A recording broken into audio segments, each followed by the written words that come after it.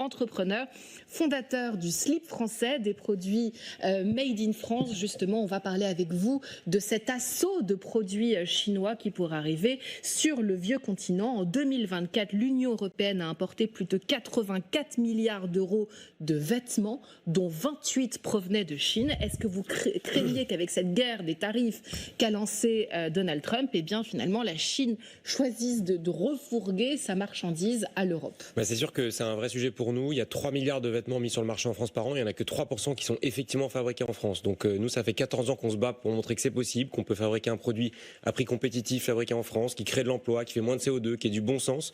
Tout le monde est d'accord. Quand on demande aux Français, ils sont tous d'accord que c'est du bon sens absolu. Maintenant, quand on achète sur Chine 5 slips à 20 euros... Alors Chine, c'est une marque low cost. On pourra en citer d'autres comme par exemple Temu, qui sont donc des sites low cost. Ouais. Par exemple, vous vendez donc des slips, des caleçons français qui valent combien à peu près? Ils vont valoir entre 15 et 20 euros l'unité, suivant le nombre qu'on en prend. Et sur Chine, on peut acheter 5 slips à 20 euros. Alors, c'est vraiment pas cher, mais c'est vraiment pas bien. On a testé.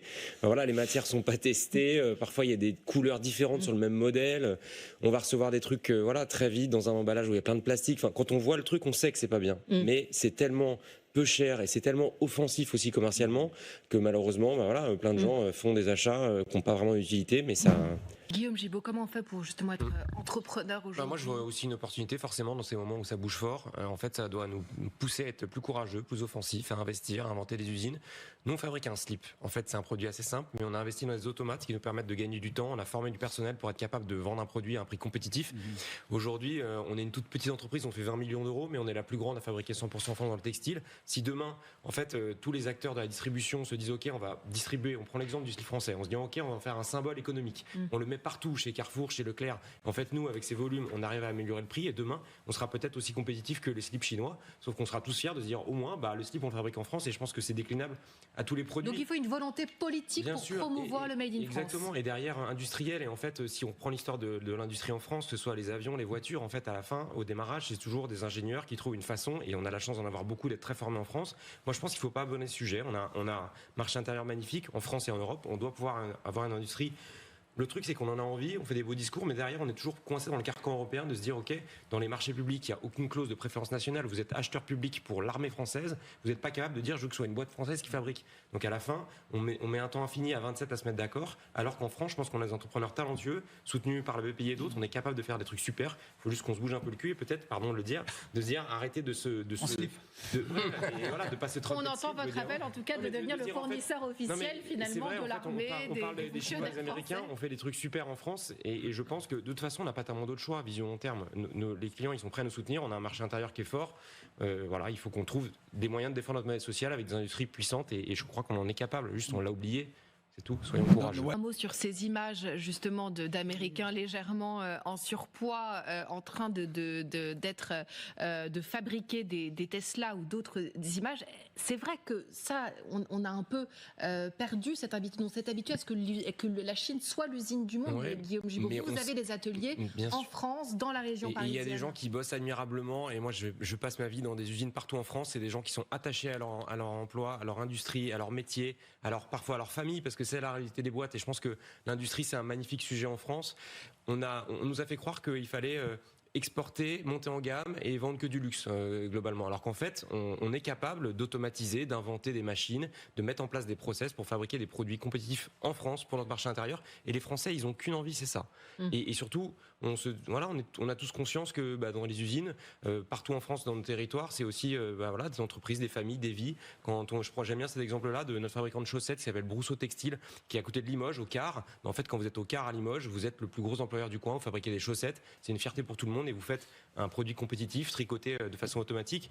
Et je crois que c'est une réponse et c'est tout sauf la vidéo qu'on voit qui marche à 2 à l'heure. On a des super usines dans plein de métiers en France et on est capable de fabriquer pour les clients français. Et on est compétitif. On peut l'être. En tout cas, il faut reprendre cette bataille morale de dire on est capable de le faire.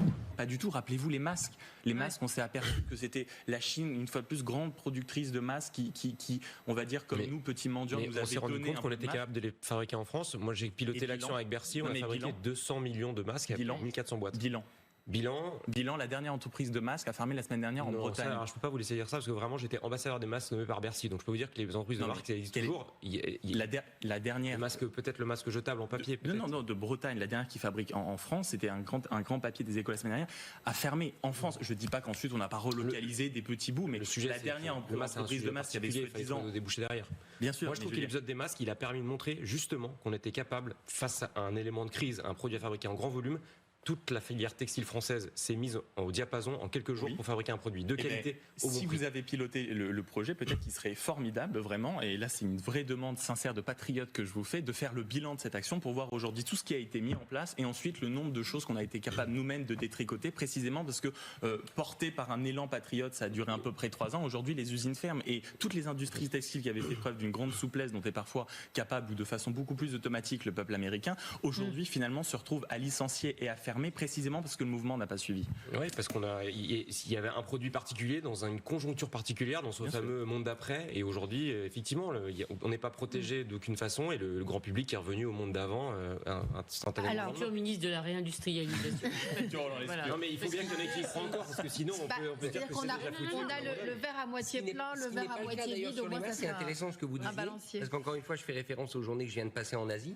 Dans beaucoup de pays d'Asie on continue de porter le masque à des fins prophylactiques dans la rue, et donc l'industrie peut livrer et vendre ses masques. Dans masques. les outils de masques, du jour au lendemain on n'achète plus de masques, on ne les porte plus, donc c'est compliqué de se retourner d'une autre chose. Donc c'est un cas très atypique. En tout cas moi je trouve qu'il faut retenir la capacité à faire. C'est ça qu'on a montré pour